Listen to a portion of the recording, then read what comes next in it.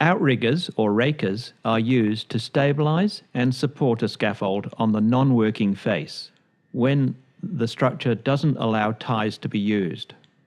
Outriggers are constructed from tube and coupler scaffolding. The first stage is to attach a tie tube between the two standards. Two couplers are attached to hold the legs of the outriggers. The long leg tubes are placed loosely into the couplers at the top, and the base plate is added at the ground level. This is used to determine where the sole plate needs to be placed. The sole plate needs to have a solid foundation. In this case, this means digging the sole plate into the ground. Once the sole plates are in place, the top couplers can be tightened and fixed off.